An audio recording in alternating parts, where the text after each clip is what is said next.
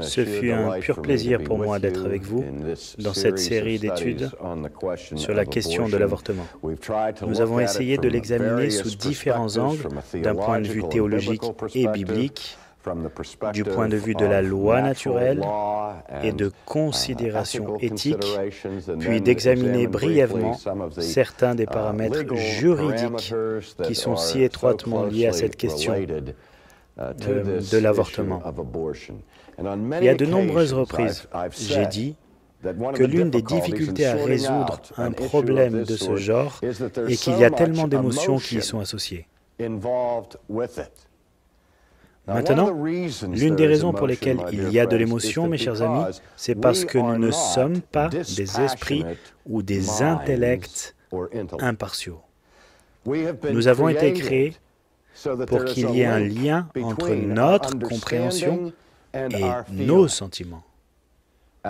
Et je dois vous avouer qu'en traitant d'un problème de cette ampleur et en essayant d'être sobre à ce sujet, je dois personnellement endurer une lutte intérieure avec mes propres passions, parce que j'ai rendu un verdict.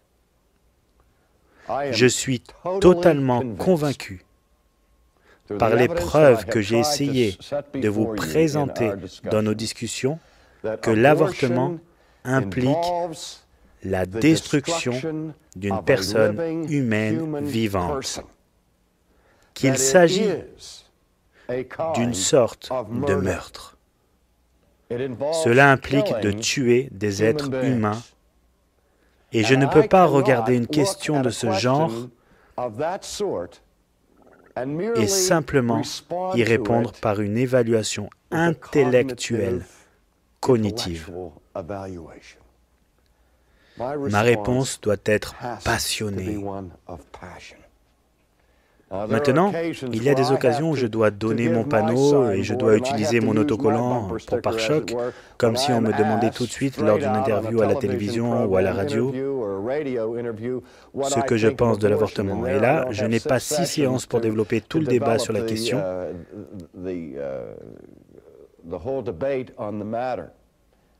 et donner une argumentation raisonnée. Je dois répondre rapidement, spontanément, faire passer mon message, et chaque fois que je le fais, je dis toujours la même chose. Je dis qu'à mon avis, l'avortement est un mal monstrueux. L'avortement, mesdames et messieurs, c'est mal. Il existe une chose telle que le mal, et il y a évidemment des degrés de mal. Il y a des péchés contre Dieu, des crimes contre l'humanité, plus ou moins graves. Mais je ne connais pas de crime plus grave que le massacre massif d'êtres humains par avortement. Je suis convaincu, mesdames et messieurs, qu'il s'agit de la question éthique la plus profonde qui ait jamais touché l'âme des États-Unis d'Amérique. Et je ne pense pas qu'il soit exagéré de le décrire comme autant d'opposants à l'avortement, comme un nouvel holocauste.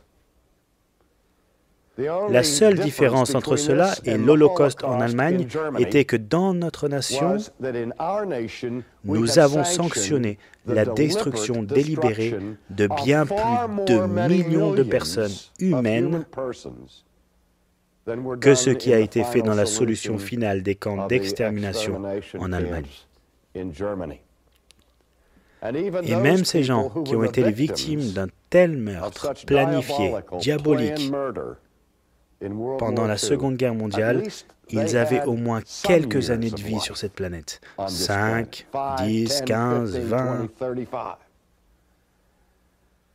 35, mais nous refusons la vie elle-même à ceux avant même leur naissance. C'est un mal monstrueux. Maintenant, j'ai des sentiments forts à ce sujet. Les sentiments varient entre être enragé, blessé, déçu, perplexe à l'idée que nous puissions permettre que de telles choses se produisent. Je me souviens quand j'étais un jeune garçon, j'ai failli perdre la vie.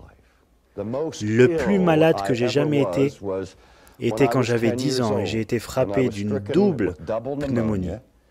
Et c'était une époque où la pneumonie était en effet une maladie potentiellement mortelle. Et normalement, dans le processus d'une maladie infantile de ce genre, à l'époque des années 1940, les enfants étaient emmenés à l'hôpital et traités là-bas sous la surveillance attentive de médecins et d'infirmières. Mais en même temps que j'avais la pneumonie, j'avais la rougeole. Alors ils ne m'ont pas laissé entrer à l'hôpital.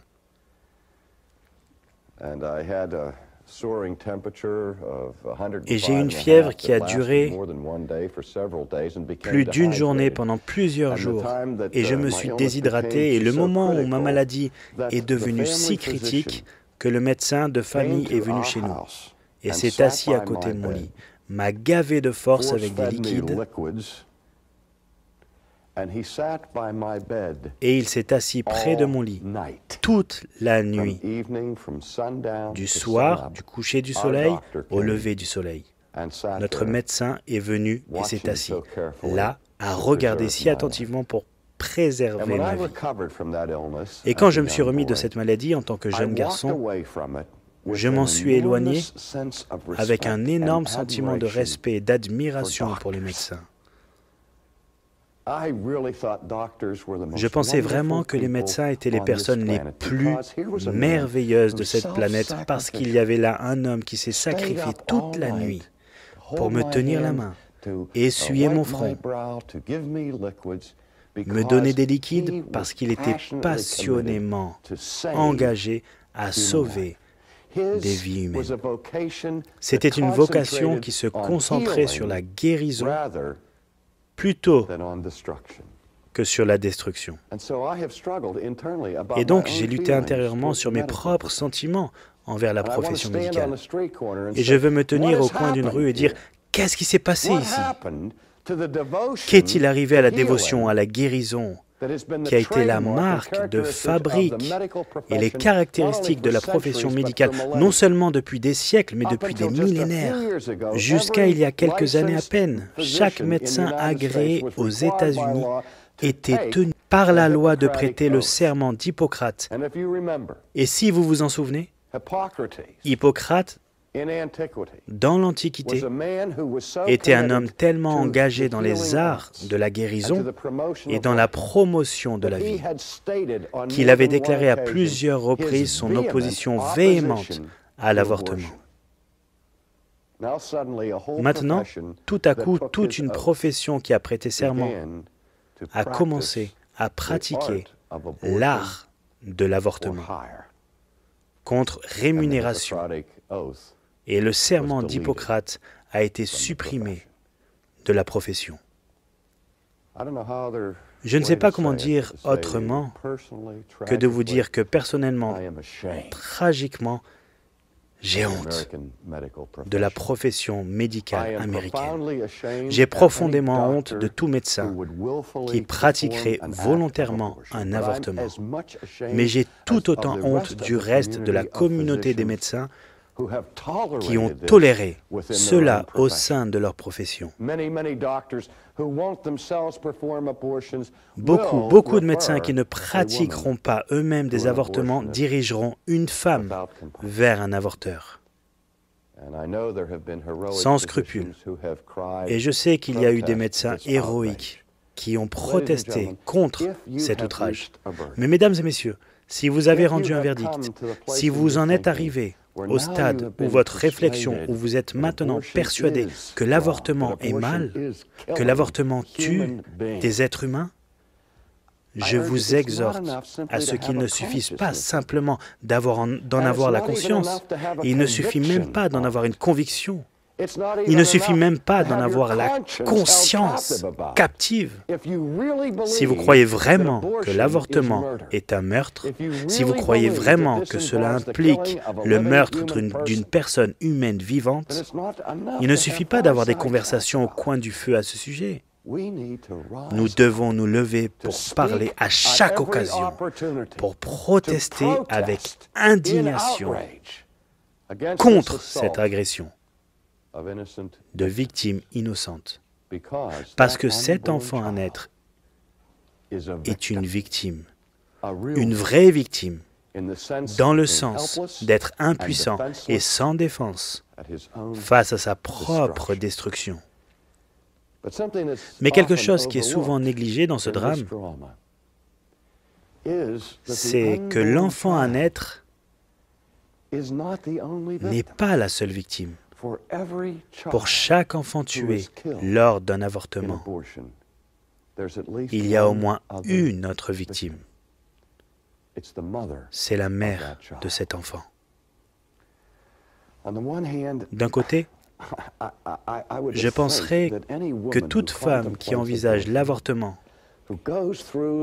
et qui traverse l'angoisse de la lutte morale qu'il implique, dois-je ou ne devrais-je pas?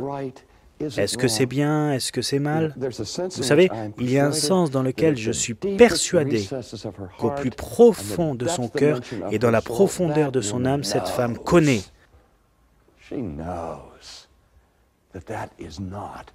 Elle sait que ce n'est pas juste.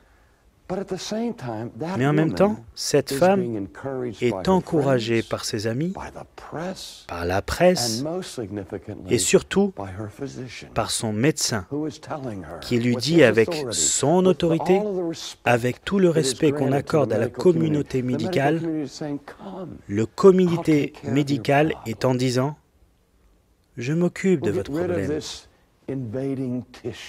Nous nous débarrasserons de ce tissu envahissant, qui n'est pas vraiment un humain, et moyennant des frais, pour votre argent, nous tuerons votre bébé. » Maintenant, je me rends compte que c'est une façon émotive de le dire, mais nous n'osons pas ignorer le fait, mesdames et messieurs, que l'avortement en ce moment est proche d'une industrie d'1 milliard de dollars par an et que les praticiens de l'avortement au sein de la société médicale ont une chose très lucrative ici et ils ont un puissant intérêt dans la destruction de l'être humain. Pour moi, c'est scandaleux. Je ne vois aucune différence fondamentale entre le médecin qui pratique un avortement contre de l'argent, meurtre incorporé. Nous recevons une rémunération financière pour détruire des vies humaines. Et il est donc dans l'intérêt de ce médecin de convaincre la femme qui se fait avorter qu'il est parfaitement sain, normal et routinier pour elle de le faire. Et donc, à ce moment-là, la mère devient une victime de fausses informations, une victime d'avoir fait confiance à une figure d'autorité du corps médical ou même de son pasteur, ce que je trouve encore plus scandaleux, que des pasteurs chargés de s'occuper de la parole de Dieu sanctionnera l'avortement. Maintenant, je sais que quand je parle en ces termes, les gens vont répondre et dire « Hey, il essaie de nous culpabiliser sur le médecin, sur le ministre qui conseille le sens de l'avortement et sur la femme qui se fait avorter. »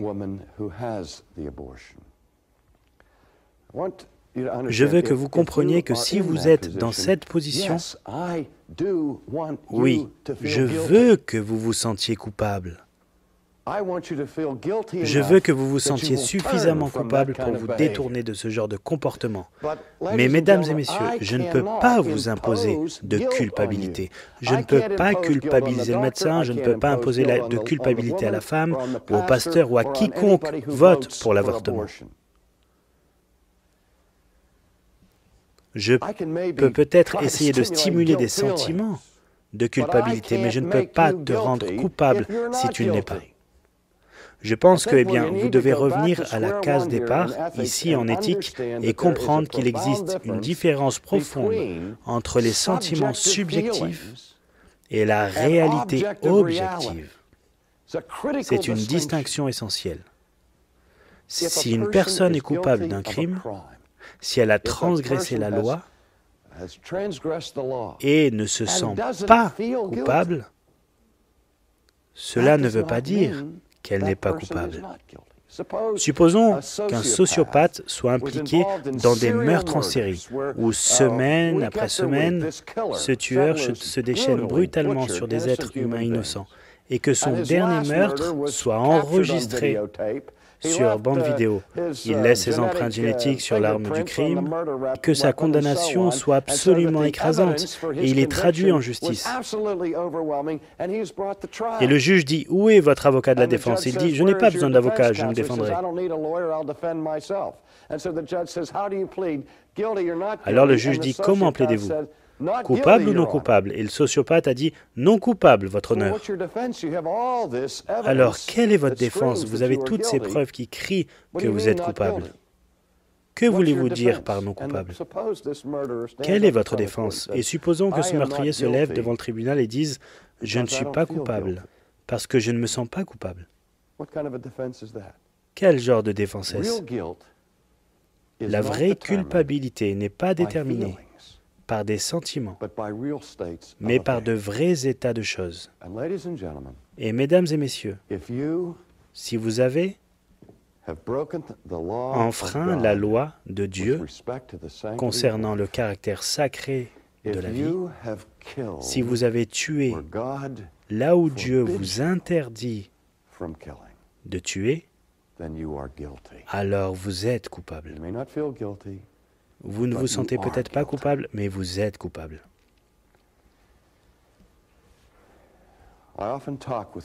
Je parle souvent avec des gens qui ne sont pas chrétiens, des revendications de vérité du christianisme, et ils veulent débattre de l'existence de Dieu, ils veulent débattre de la personne du Christ, et ainsi de suite. Et après avoir traversé ces discussions, j'en viens souvent au point final des discussions.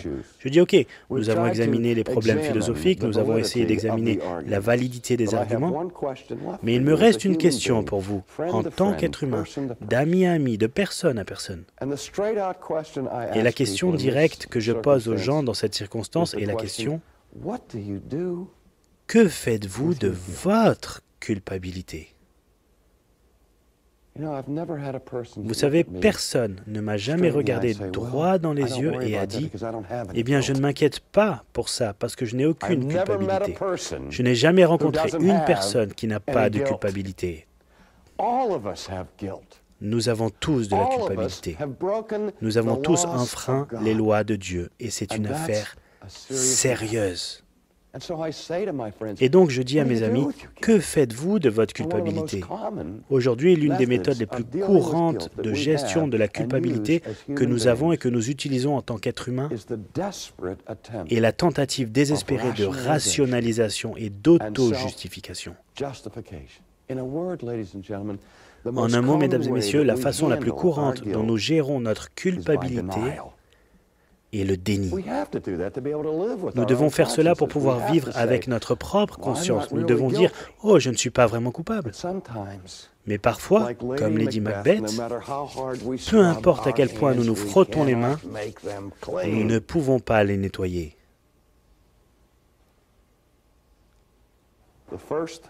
Le premier meurtre qui a été commis sur cette planète impliquait le meurtre de sang-froid du propre frère d'un homme. Et quand Caïn a tué Abel, il a fait tout ce qui était en son pouvoir pour le couvrir, pour le cacher.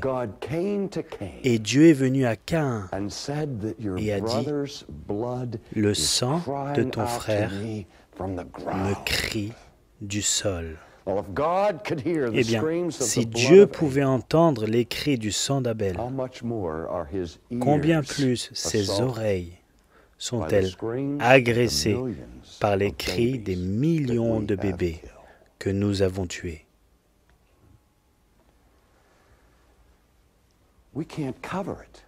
Nous ne pouvons pas le couvrir. Le déni ne fonctionnera pas. C'est trop réel. Et quand je vois des femmes qui reviennent à elles-mêmes, vous souvenez-vous de l'histoire du fils prodigue? Le fils prodigue qui voulait son héritage, qui voulait vivre selon sa propre liberté, sans contrainte, en totale liberté de faire ce qu'il voulait faire. Il est allé dans un pays lointain pour le faire. Il est allé dans ce pays lointain où personne ne le connaissait, où personne ne le retenait, où personne ne le jugeait, où personne ne le réprimandait. Et il a dilapidé sa fortune, et vous connaissez l'histoire. Il a fini par vivre avec des porcs pour survivre, et puis le moment est venu. Alors que Jésus raconte l'histoire, le jeune homme est revenu à lui.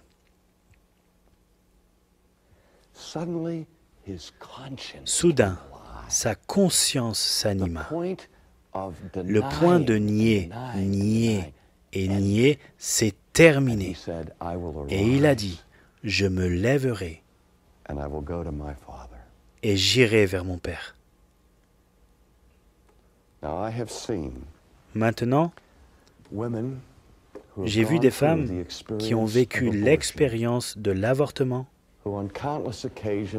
qui à d'innombrables reprises m'ont dit, ainsi qu'à d'autres, que ce n'était pas un voyage si facile après tout, et que leurs amis qui les ont encouragés à le faire ont dit « Oh, il n'y a rien à ça, tu es dedans, tu es dehors, tu sais, il n'y a pas de douleur et c'est une solution rapide au problème pressant que j'ai à la lumière d'un possible scandale ou d'une aliénation de ma communauté et ainsi de suite. » Mais ils m'ont regardé comme des gens qui ont été trompés, ont exprimé un sentiment de trahison.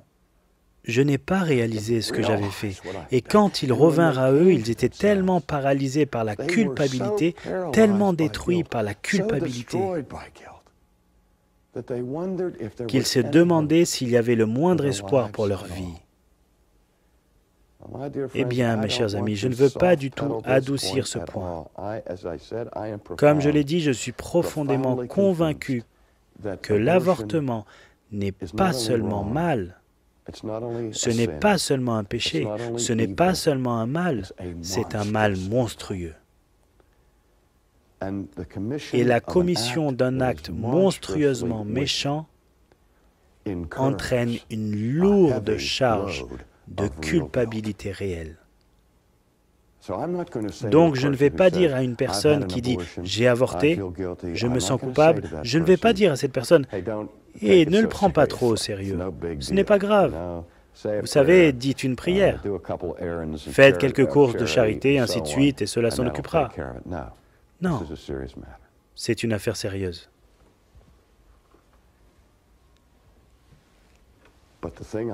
Mais ce que je veux que nous comprenions, c'est que l'avortement n'est pas le péché impardonnable.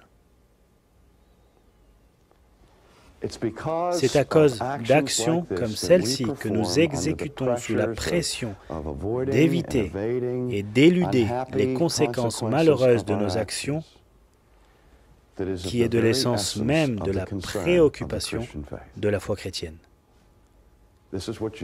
C'est pour cela que Jésus est mort, pour faire face à ce problème de culpabilité. Et quand je vous dis « que faites-vous de votre culpabilité ?»,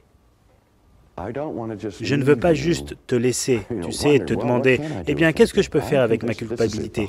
Je suis convaincu que c'est le cœur du problème. C'est pourquoi je suis chrétien. Ce qui me conduit à la croix du Christ, mesdames et messieurs, c'est la culpabilité et un besoin désespéré de recommencer, un besoin désespéré de faire table rase. Je me souviens d'un passage de l'Ancien Testament où les prophètes parlant pour Dieu disent « Venez, raisonnons ensemble. Si vos péchés sont comme le cramoisi, ils deviendront blancs comme la neige. S'ils sont comme le cramoisi, ils seront purifiés. » Nous entendons les prophètes annoncer l'intention de Dieu d'atteindre son peuple qui est paralysé, estropié et déchiré par le chagrin de sa culpabilité. que le Dieu qui est révélé dans les Écritures est Dieu qui est un Dieu de passion. Il n'est pas indifférent au mal. Il est très passionné dans sa réprimande et son avertissement contre le mal. Mais mesdames et messieurs, il n'est pas simplement un Dieu de passion. La caractéristique la plus évidente de ce Dieu est peut-être qu'il est un Dieu de compassion. Un Dieu qui entend les cris de son peuple. Il n'entend pas seulement les cris du sang de ces bébés tués, criant vers lui. Depuis le sol, il entend les cris des mères. Il entend l'angoisse et la douleur de leur culpabilité. Il se tient prêt à tout instant pour vous purifier, pour guérir votre âme, en vous offrant le pardon. Il n'y a pas de parole plus rédemptrice que nous puissions entendre de la part de Dieu que d'entendre Dieu vous dire « Mon fils, ma fille, tes péchés sont pardonnés ». Le pardon, à mon avis, est aussi réel que la culpabilité. Mais bien sûr, il y a des choses que nous devons faire pour expérimenter le pardon. Dieu ne se contente pas d'accorder le pardon bon gré, mal gré. Dieu ne se contente pas de s'asseoir au ciel et de dire « Eh bien, les garçons seront les garçons et les filles seront les filles. Peu importe ce qu'ils font, ils sont couverts. » Non, non, non. Dieu ordonne que nous nous détournions de notre mal. Dieu ordonne que nous lui confessions notre mal.